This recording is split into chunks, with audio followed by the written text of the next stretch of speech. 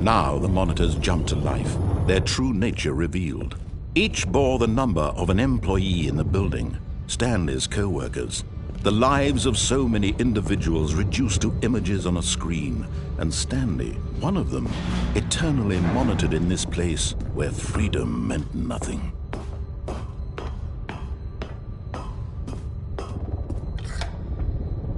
This mind control facility, it was too horrible to believe. It couldn't be true. Had Stanley really been under someone's control all this time? Was this the only reason he was happy with his boring job? That his emotions had been manipulated to accept it blindly?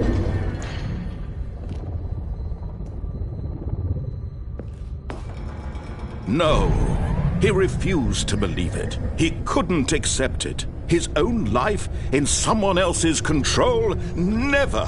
It was unthinkable, wasn't it? Was it even possible? Had he truly spent his entire life utterly blind to the world?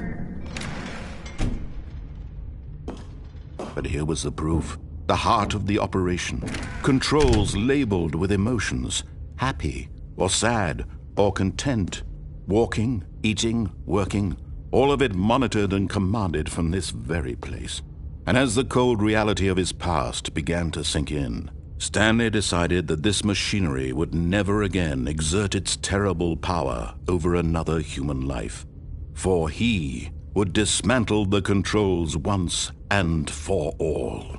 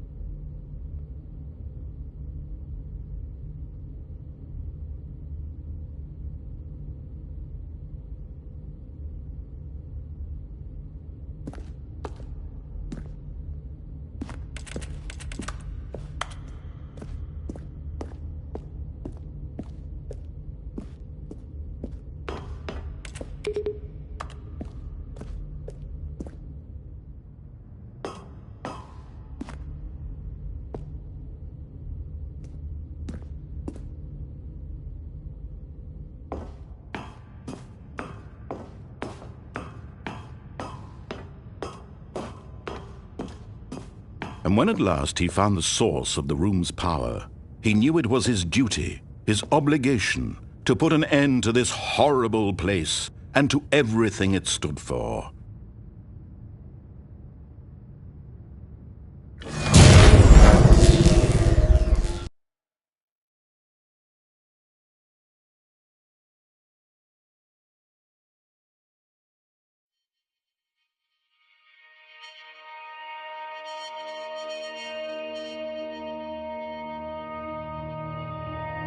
Blackness, and a rising chill of uncertainty.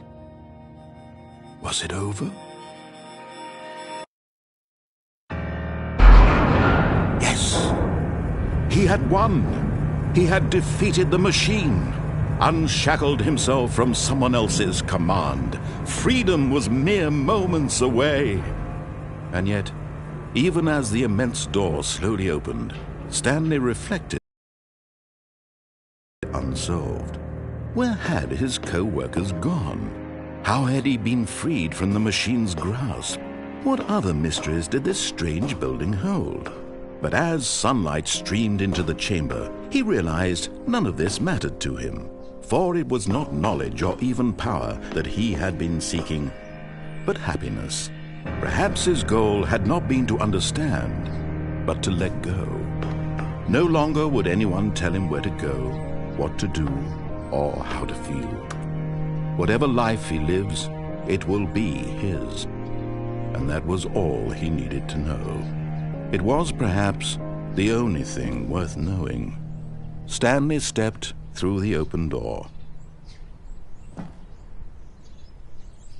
Stanley felt the cool breeze upon his skin, the feeling of liberation, the immense possibility of the new path before him.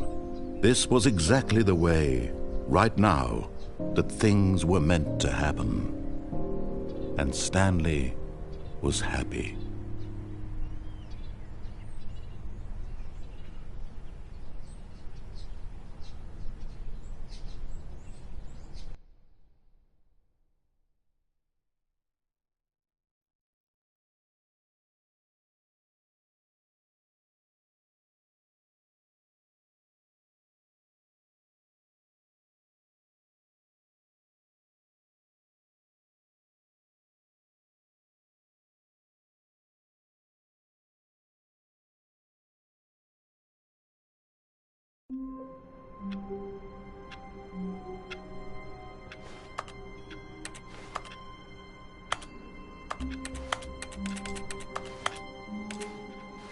All of his co-workers were gone.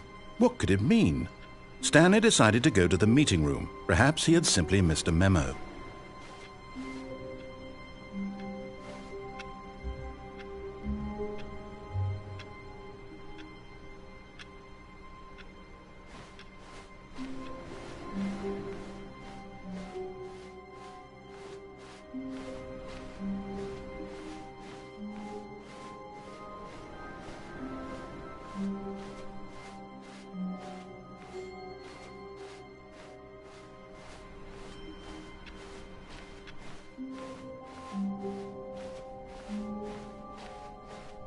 When Stanley came to a set of 2 open doors, he entered the door on his left.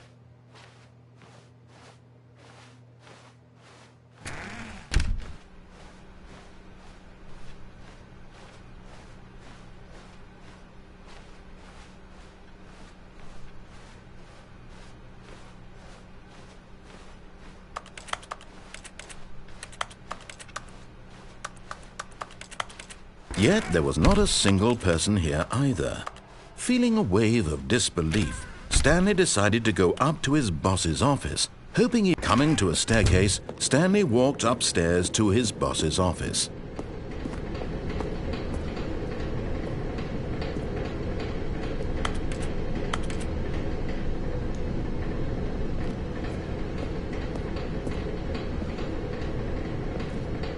But Stanley just couldn't do it.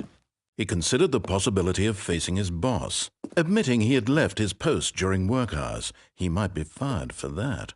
And in such a competitive economy, why had he taken that risk? All because he believed everyone had vanished? His boss would think he was crazy. And then something occurred to Stanley. Maybe, he thought to himself, maybe I am crazy. All of my co-workers blinking mysteriously out of existence in a single moment for no reason at all? None of it made any logical sense. And as Stanley pondered this, he began to make other strange observations.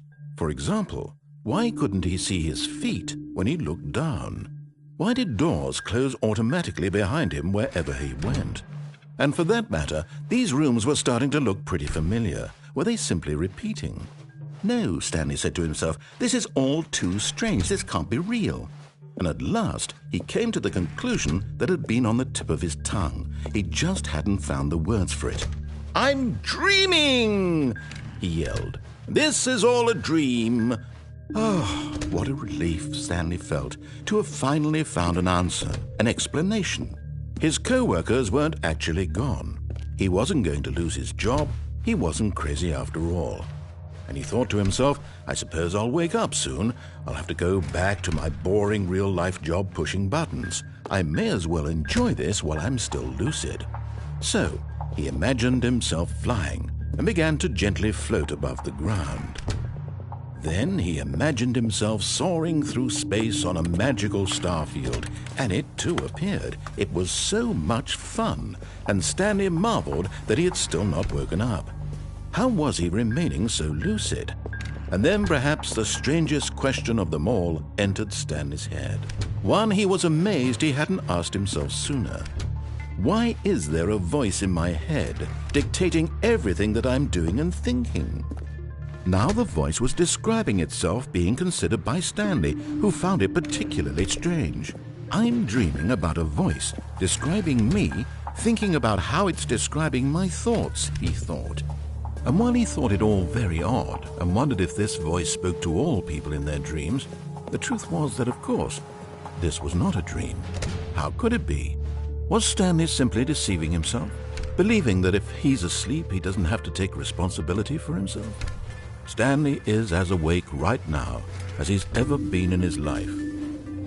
Now, hearing the voice speak these words was quite a shock to Stanley. After all, he knew for certain, beyond a doubt, that this was in fact a dream. Did the voice not see him float and make the magical stars just a moment ago? How else would the voice explain all that? This voice was a part of himself too. Surely, if he could just... He would prove it. He would prove that he was in control, that this was a dream. So he closed his eyes gently, and he invited himself to wake up. He felt the cool weight of the blanket on his skin, the press of the mattress on his back, the fresh air of a world outside this one. Let me wake up, he thought to himself. I'm through with this dream. I wish it to be over.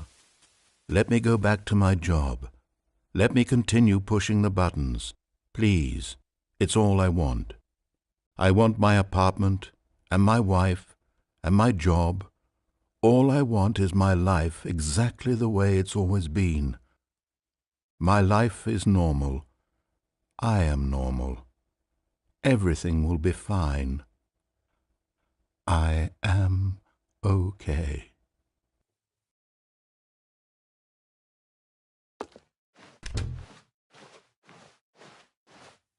Stanley began screaming. Please, someone, wake me up. My name is Stanley.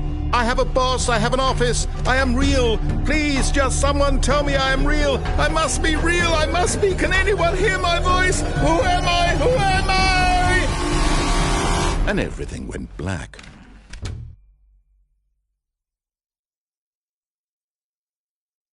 This is the story of a woman named Mariella. Mariella woke up on a day like any other. She arose, got dressed, gathered her belongings, and walked to her place of work. Today, her walk was interrupted by the body of a man who had stumbled through town talking and screaming to himself, and then collapsed dead on the sidewalk. And although she would soon turn to go call for an ambulance, for just a few brief moments she considered the strange man.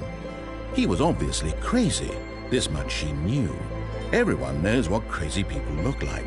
And in that moment, she thought to herself how lucky she was to be normal. I am sane. I am in control of my mind. I know what is real and what isn't. It was comforting to think this, and in a certain way, seeing this man made her feel better. But then she remembered the meeting she had scheduled for that day. The very important people whose impressions of her would affect her career, and by extension, the rest of her life. She had no time for this, so it was only a moment that she stood there, staring down at the body. And then she turned and ran.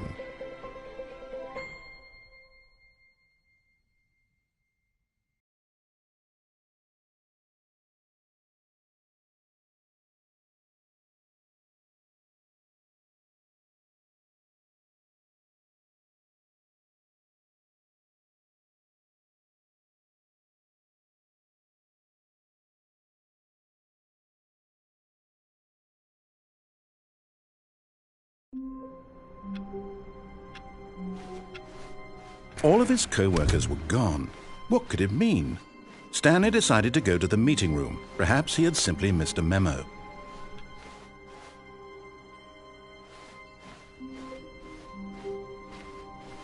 When Stanley came to a set of 2 open doors, he entered the door on his left.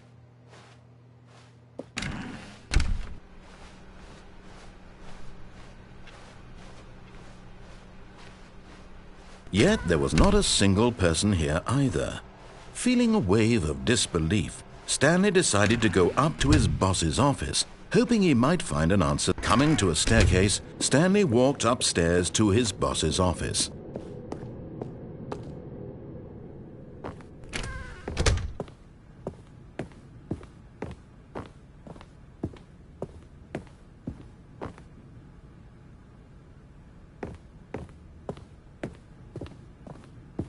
Stepping into his manager's office, Stanley was once again stunned to discover not an indication of any human life. What could it mean? Stanley wondered aloud to nobody. He began wildly tearing through papers. Stanley was in such a rush to get through the story as quickly as possible, he didn't even have a single minute to just let the narrator talk. That kind of anxiety isn't healthy, so he relaxed for a few moments with some calming New Age music.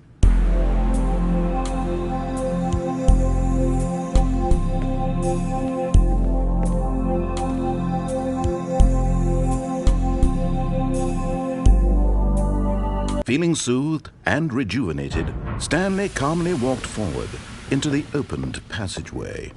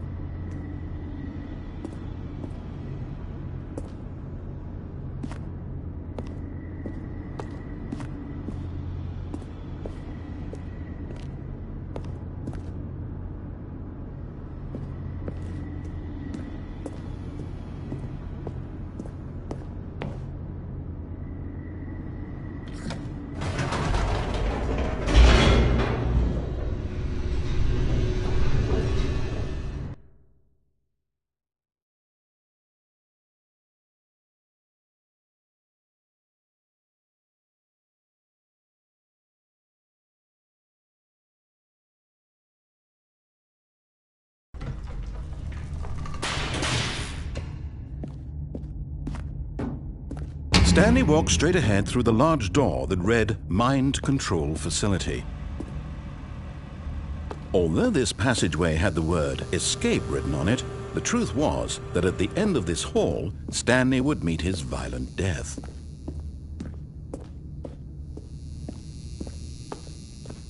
The door behind him was not shut.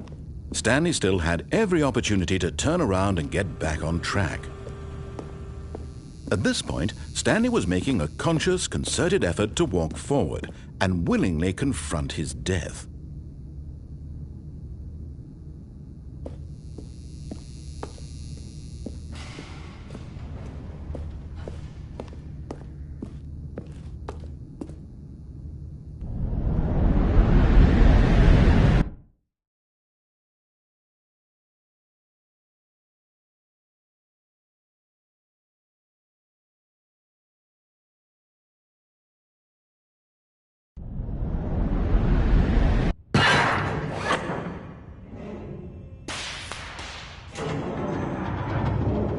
As the machine whirred into motion and Stanley was inched closer and closer to his demise, he reflected that his life had been of no consequence whatsoever. Stanley can't see the bigger picture. He doesn't know the real story, trapped forever in his narrow vision of what this world is. Perhaps his death was of no great loss, like plucking the eyeballs from a blind man. And so he resigned and willingly accepted this violent end to his brief and shallow life. Farewell, Stanley.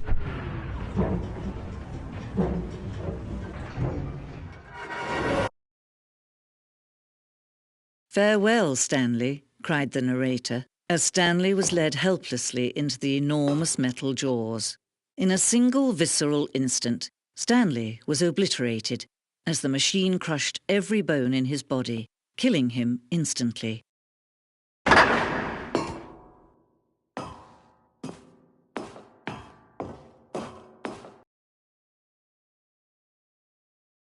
A few minutes before Stanley would restart the game, back in his office, as alive as ever. What exactly did the narrator think he was going to accomplish? When every path you can walk has been created for you long in advance, death becomes meaningless, making life the same. Do you see now? Do you see that Stanley was already dead from the moment he hit start?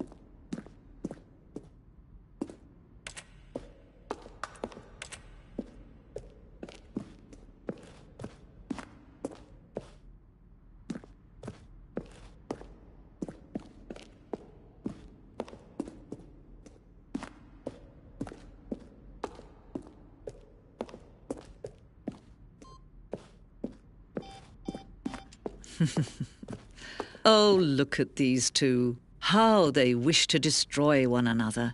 How they wish to control one another. How they both wish to be free. Can you see? Can you see how much they need one another? No, perhaps not. Sometimes these things cannot be seen. But listen to me. You can still save these two. You can stop the program before they both fail. Turn off your PlayStation. There's no other way to...